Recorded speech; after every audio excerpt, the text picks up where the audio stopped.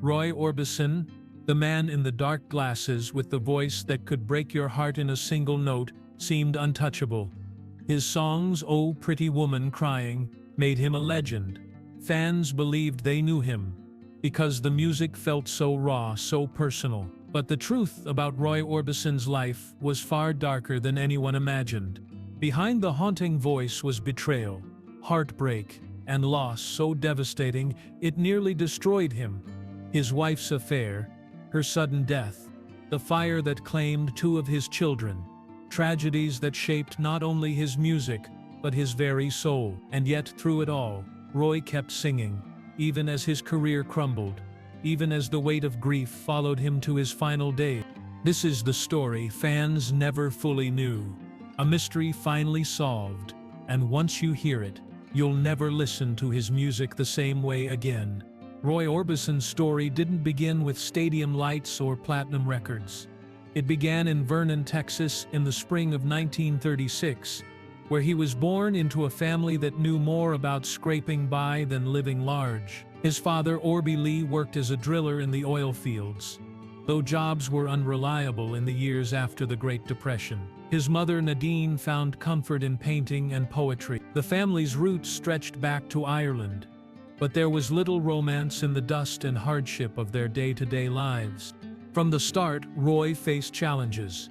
His eyesight was poor, so poor that by age 4 he needed thick prescription glasses, the very thing that decades later would evolve into his signature look. At 6, he was given a guitar for his birthday, a gift that would change everything. Music quickly became his language, his refuge. He learned to play from his father and older brother, and by the time other children were chasing footballs across dirt fields, Roy was strumming chords and imagining melodies. By the age of 7, he was already certain of what he wanted his life to be. His heroes were country greats like Hank Williams and Jimmie Rodgers, and he mimicked the smooth western swing of Lefty Frizzell. At 8, his voice carried him onto a local radio program, and within a year he had his own weekly show. That moment, a boy barely old enough to ride a bike becoming the voice of his hometown station, was the first sign that his gift wasn't ordinary. But life didn't stay still for long. In 1942, as war reshaped the world, Roy's family moved to Fort Worth to work in the booming aircraft factories. By 1946, they had settled in Wink, Texas. Wink was a rough oil town, a place Roy later remembered as nothing more than football, oil, grease, and sand. It wasn't glamorous. He was a shy boy, self-conscious about his pale hair, which he dyed black to look tougher, and far more comfortable behind a guitar than on a football field. Music gave him identity in a world where he might have otherwise faded into the background. At 13, in 1949, Roy formed his first band, the Wink Westerners, with classmates. They played country, swing, and even jazz, booking small shows and landing a local radio slot. By the early 50s, they were appearing on regional television, performing live on Saturday mornings while their peers were still sleeping. Roy's ambitions grew as quickly as his talent. In 1954, he graduated from high school and enrolled at North Texas State College, considering geology as a backup plan. But classes never stood a chance against music. Soon he was experimenting with a new song called Ooby Dooby, convinced it could be his ticket to something bigger. By 1955, Roy left school to join a group called the Teen Kings. They recorded Ooby Dooby, and by 1956, they had signed with Sun Records, the same label that had launched Elvis Presley and Johnny Cash. The single sold over 200,000 copies and climbed the Billboard charts, giving Roy his first taste of real success. Yet fame didn't come easily. The Teen Kings fractured under pressure, and Roy had to start over. He found work as a songwriter at Acuff Rose Music, where he met Joe Melson, a collaborator who would help shape his breakthrough sound. Together, they began writing songs that tapped into something deeper than teenage dance tunes. Songs about longing, loneliness, and heartbreak, emotions Roy knew well from his shy, restless childhood. By the dawn of the 1960s, those songs would propel Roy Orbison into stardom. But the boy with poor eyesight, the one who felt out of place in Wink, Texas, could not have known what was coming, or how the same emotions that made him famous would one day be tied to the greatest tragedies of his life. By the early 1960s, Roy Orbison's voice was everywhere. Only the Lonely, Crying, and Oh Pretty Woman didn't just climb the charts, they carved him into the heart of American culture. Fans saw a soft-spoken man behind dark glasses, someone mysterious yet romantic, who seemed to live the very heartbreak he sang about. And in many ways he did, because behind the hits was a marriage that inspired his music but also nearly destroyed him. Claudette Frady was more than Roy's wife.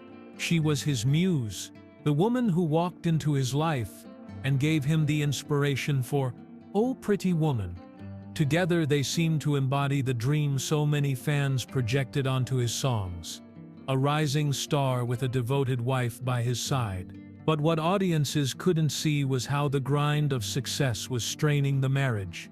Roy was constantly touring, trapped in the cycle of airports, stages, and hotel rooms. Fame brought not just fans but temptation, and Roy wasn't entirely immune. Friends later admitted that he sometimes strayed while on the road. That imbalance, Claudette at home, Roy in motion, created a fault line that would soon rupture. By 1964, Claudette began an affair with a man shockingly close to the family.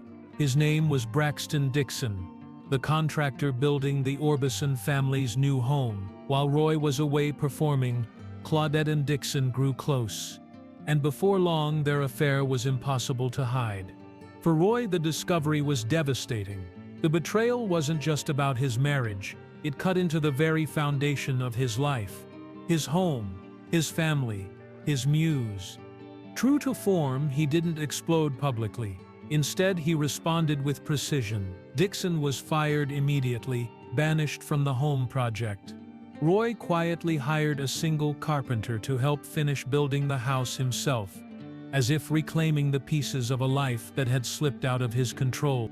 But the damage was done. By the spring of 1965, their marriage was finished. The divorce stunned fans.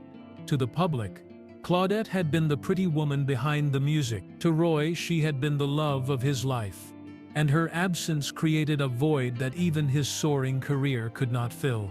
And yet, the story didn't end there.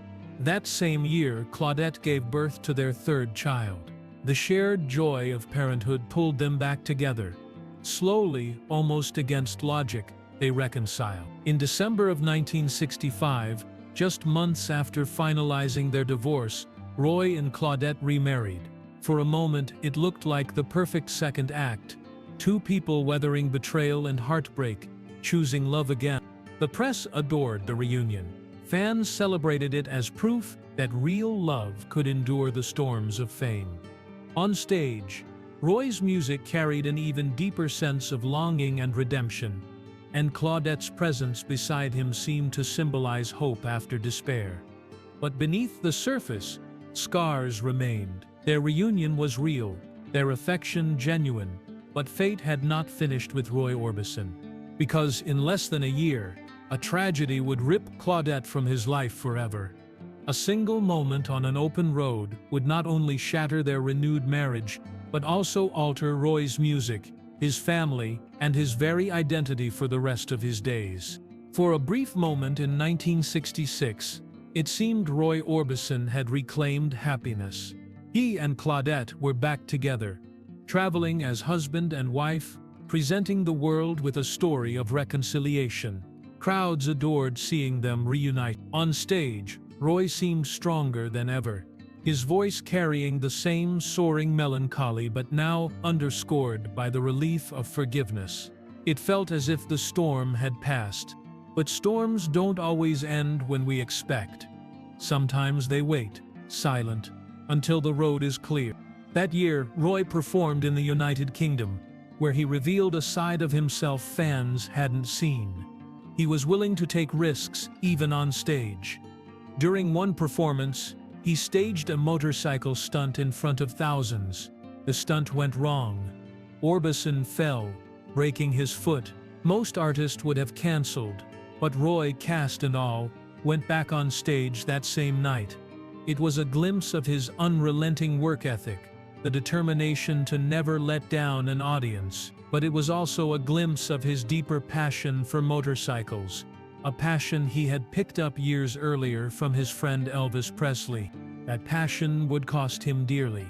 On June 6, 1966, Roy and Claudette were riding their motorcycles through Gallatin, Tennessee. The day must have seemed ordinary.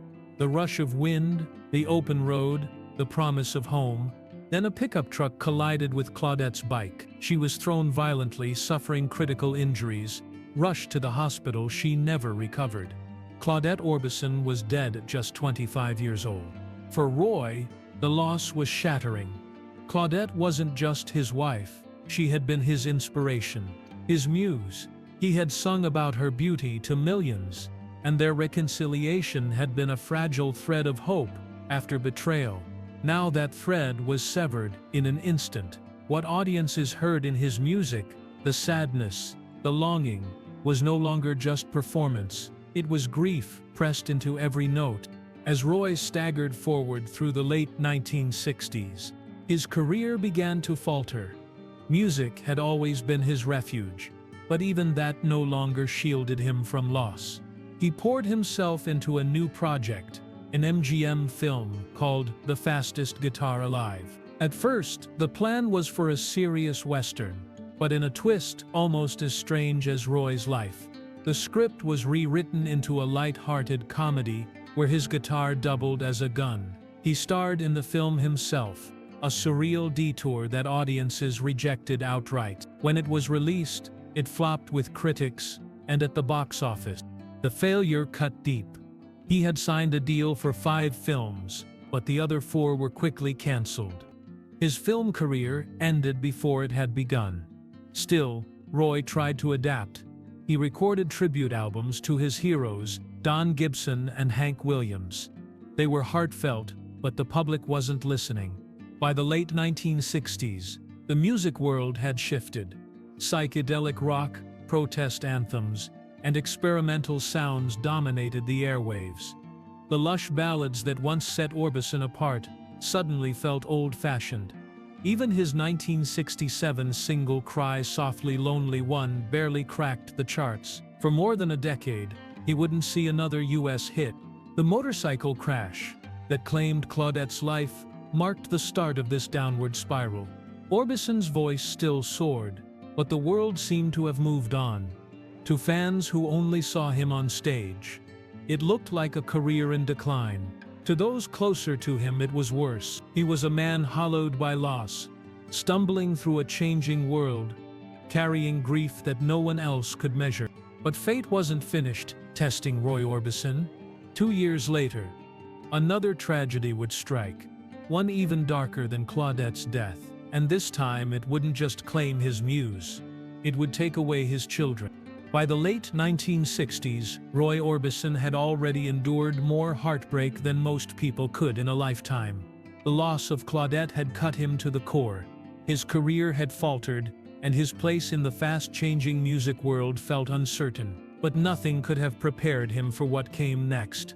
On September 14, 1968, Roy was on tour in Birmingham, England, when he received news that would change him forever. His house in Hendersonville, Tennessee, had caught fire. Flames tore through the home with devastating speed. Inside were his 2 eldest sons, Roy Jr. and Anthony. Efforts were made to save them, but the blaze was merciless. Both boys perished. The suspected cause was an aerosol can of lacquer igniting in the heat. But for Roy, the why didn't matter. What mattered was that his children, full of life, with entire futures ahead of them, were gone. Friends said he seemed like a different man afterward, quieter, withdrawn, almost hollow. Losing Claudette had been unbearable. Losing his sons on top of that was nearly unsustainable. For a time, even music, the one constant refuge in his life, could not console him. The tragedy of the house fire lingered in ways that went beyond the personal. In a haunting twist, the property was eventually purchased by Johnny Cash, who turned it into his own family home. Years later, that very house would also burn down, adding yet another eerie chapter to its history. And yet, even in the shadow of devastation, life continued to twist in unexpected directions. While staying in London with a friend after the fire, Roy found himself in the company of a vibrant, much younger German woman named Barbara Wellhonen. She was only a teenager. Accounts differ on whether she was 17 or 19. While Roy was in his early 30s, their relationship raised eyebrows, but for Roy, Barbara represented something he hadn't felt in years: the possibility of starting over. In May of 1969, just months after burying his sons, Roy married Barbara. The match startled some of his peers, but to him it was a new chance at family life. Within a year they welcomed their first son together, Roy Kelton Orbison Jr. 5 years later, their second son, Alexander, was born. The new family gave Orbison something precious: continuity, a way to rebuild after so much had been stripped away. But rebuilding didn't mean forgetting. His youngest son, with Claudette, Wesley, had been born just before her death. Too young to grow up in his father's turbulent world, Wesley was largely raised by Roy's parents. It was another reminder of how much the tragedies had fractured his family. Still, with Barbara by his side, Roy found a measure of stability. London provided him with fresh energy, and fatherhood gave him a reason to keep moving forward. His life would never return to what it had been, but he began stitching together something new, something that might allow him to survive the memories that haunted him.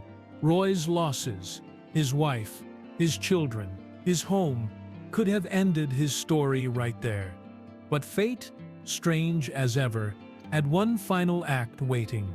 A revival no one expected, a symbol that even in the darkest shadows, a legend could rise again.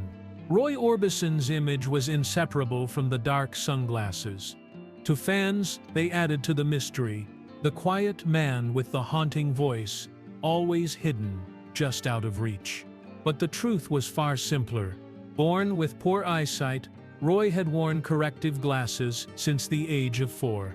The black shades only became part of his look by accident. In 1963, just before a major tour in the United Kingdom with the Beatles, Roy forgot his regular prescription glasses on a plane. The only pair he had with him were his dark prescription sunglasses. With no choice, he wore them on stage. Photographers captured the image, and fans embraced it immediately. The glasses made him look enigmatic, untouchable, perfectly matched to the emotional depth of his songs. From that moment on, what had started as a necessity became his trademark. But Orbison's legacy wasn't built on image alone. It was built on songs that cut straight to the human heart, and a career that, after years of decline, surged back in the most unlikely way.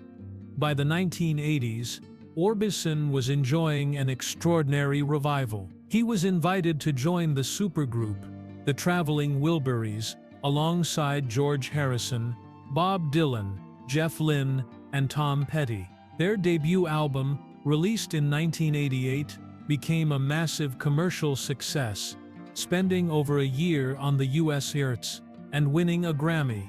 At the same time, Orbison was recording Mystery Girl, his first major studio album in years. The songs, especially You Got It, co-written with Lynne and Petty, brought his classic sound into a modern era without losing its timeless ache. The album would prove to be the biggest commercial success of his entire career. For a man who had once seemed left behind by the music industry, the comeback was nothing short of remarkable.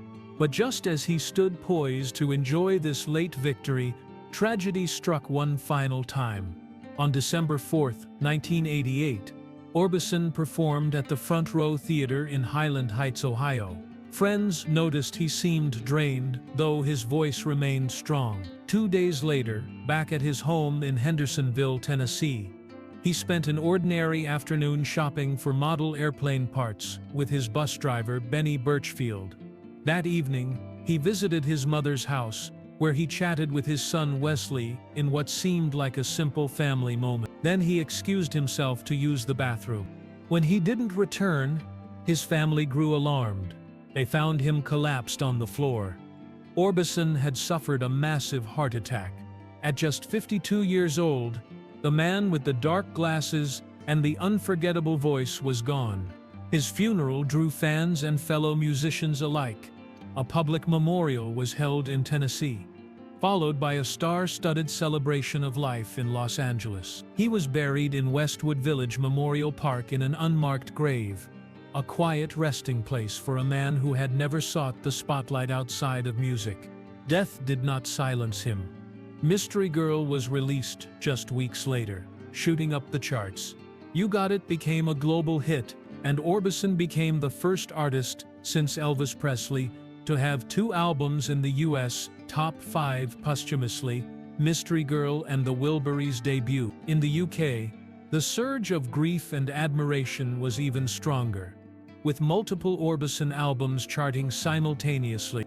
His widow, Barbara, carefully managed his estate, launching Roy Orbison Enterprises to keep his music alive. After her death in 2011, their sons carried on the work. Reissues, box sets, and new releases introduced his songs to new generations. His catalog earned millions, but more importantly, it endured. Roy Orbison's voice, soaring, trembling, unforgettable, became one of the rare constants in popular music. Born of tragedy, refined by resilience, and cut short too soon, his life remains one of the most haunting stories in rock and roll. Roy Orbison's life was never as simple as the songs that made him famous. His voice, soaring, trembling, unforgettable, carried the weight of betrayals, losses, and private griefs that few could survive. He lost his muse in a motorcycle accident. He lost 2 sons in a fire that consumed his home. And even when the world moved on, leaving his ballads behind in the haze of psychedelic rock, he kept singing. Those songs became more than music. They were confessions of pain, fragments of resilience, reminders that heartbreak could also be art. And in his final years, as his career unexpectedly roared back to life, Roy Orbison showed that even after decades of silence, truth finds its way back to the surface. Today, his story stands as both triumph and tragedy. A man whose quiet strength turned private devastation into melodies that still move audiences decades later. For generations, his voice has broken hearts and healed them at the same time. That is the mystery of Roy Orbison, finally solved yet still echoing through every note. For more emotional stories, check out this video.